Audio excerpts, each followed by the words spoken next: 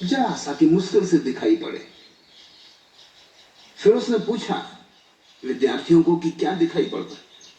किसी को भी उतना बड़ा ब्लैक बोर्ड दिखाई ना पड़ा, सभी को वो छोटा सा बिंदु दिखाई पड़ा जो कि मुश्किल से दिखाई पड़ता था।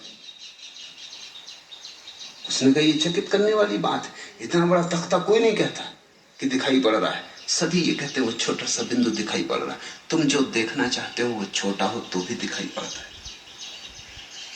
तुम जो देखना नहीं चाहते वो बड़ा हो तो भी दिखाई नहीं पड़ता है।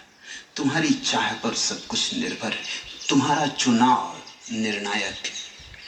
तो मैं तुमसे कहता हूं इस जीवन में तुम कहते हो दुख पाया बहुत, अब अगले जन्म में और हमें नरक न भेजा जाए, कोई भेजने वाला नहीं। लेकिन इस जीवन में अगर तुमने दुख की आदत बनाई तो तुम नरक चले जाओगे। अब तुम्हें लगता है इसमें बड़ी अन्याय हो रहा है कि हमने जीवन भर दुख भोगा फिर नरक भेजा। मैं तुमसे कहता हूं जीवन भर दुख का अभ्यास किया, तुम नरक के अतिरिक्त जाओगे भी कहां? तुम्हारा अभ्यास तुम्हें ले जाएगा, रास्ता बना लिया, अब तुम उसी रास्ते से चलोगे।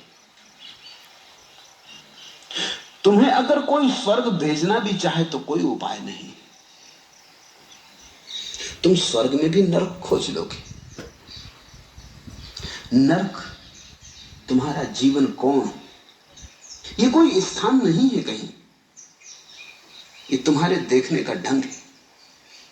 तुम जहां जाओगे नरक खोज लोगे। तुम्हारा नरक तुम्हारे साथ चलता है, तुम्हारा स्वर्ग भी तुम्हारे साथ चलता है। तुम अभ्यास करना यहीं से शुरू करो। तुम कल की प्रतीक्षा मत करो कि मरने के बाद स्वर्ग जाएंगे। अधिक लोग यही भूल कर रहे हैं कि मरे फिर स्वर्गीय हुए। अगर जन्म जीते जी नरक में रहे तो अचानक तुम स्वर्ग में नहीं पहुंच सकते। कोई छलांग थोड़ी कि तुमने एकदम से तय कर लिया और तुम स्वर्ग में चले गए। तुम्हारे जिंदगी भर का अभ्यास तुम्हारी दिशा बनेगा।